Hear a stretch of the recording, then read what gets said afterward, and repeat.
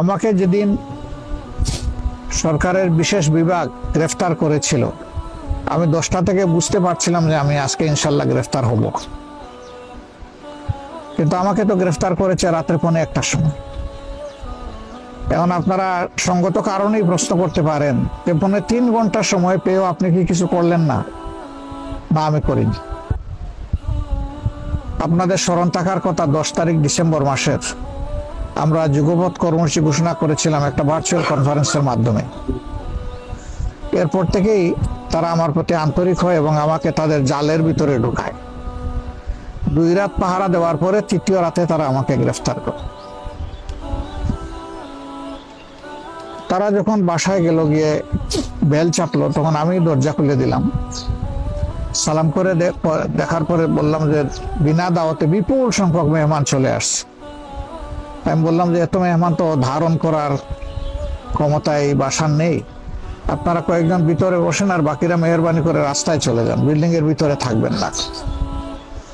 আলহামদুলিল্লাহ তারা আমার অনুরোধ রক্ষা করেছিল এবং বাসার ভিতরে কয়েকজন এসে সিনিয়র যারা, বাকিরা রাস্তায় চলে গেছিল। আমি তাদেরকে জিজ্ঞেস করলাম যে আমি তো প্রস্তুত, আমার ব্যাগও প্রস্তুত আছে। এখন দুটো হতে পারে, একটা হলো যে এখনই আমি রওনা, আর একটা হলো 10 মিনিট সময় আমাকে দিবেন একটু। বললো আপনি নামাজ পড়বেন? বলে হ্যাঁ, আমি 2 রাকাত নামাজ পড়ব। বললো ঠিক আছে, আপনি শান্তিতে নামাজ পড়েন, আমরা আছি। তো নামাজ পড়ে আসার পরে বললো যে আপনি প্রস্তুত হলেন কিভাবে? আমি বললাম না, আজকে না, আমরা তো 365 দিনই প্রস্তুত থাকি, অসুবিধা নেই। আল্লাহর শুকরিয়া, এখান থেকেই তাদের সাথে আমাদের কথাবার্তা শুরু হয় এবং বের হয়ে আসা পর্যন্ত তো তাদের মধ্যেই আমাদেরকে থাকতে হয়েছে। হয় পুলিশ প্রশাসন, না হয় জেল প্রশাসন, না হয় আদালত, কোনো একটা জায়গায় তো থাকতে হয়েছে।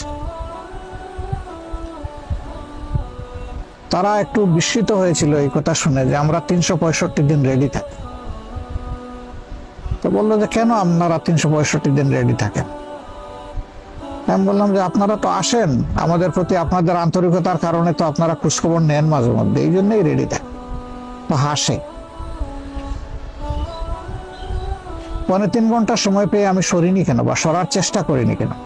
আমি তো বুঝতে পেরেছি যে আমি আজকে গ্রেফতার হতে যাচ্ছি।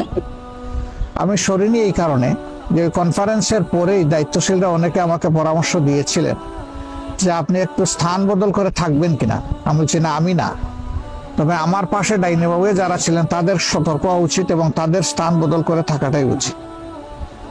তারা আমাকে বলেছিলেন যে আপনি না, অথচ আমাদেরকে বলতেছেন। আমি বললাম যে আমি সরে গেলে জামাত ইসলামী পালিয়ে যাওয়ার সামিল, আমি পালিয়ে যাব না। কিসমতে যেটা আছে সেটাই হবে, যেটা নাই সেটা কেউ গোটাতে পারবে না ইনশাল্লাহ। কিন্তু আপনারা সরে গেলে সেটা হবে না, সেটা কৌশলগত কারণে এইরকম সরতেই পারি আপনি। আলহামদুলিল্লাহ, আমি যখন মুক্তি পেয়ে আসলাম তখন গেটে যে দারোয়ান, সে আমাকে নিয়ে যাওয়ার সময় কান্নাকাটি করছিল। তা আমি ওর মাথায় হাত তুলে সান্ত্বনা দিয়ে বললাম যে তুমি তো কান্নাকাটি করো না, আমি আমার ফার্স্ট হাউস থেকে সেকেন্ড হাউসে যাচ্ছি, এটা তোমার চিন্তার কোনো কারণ নাই।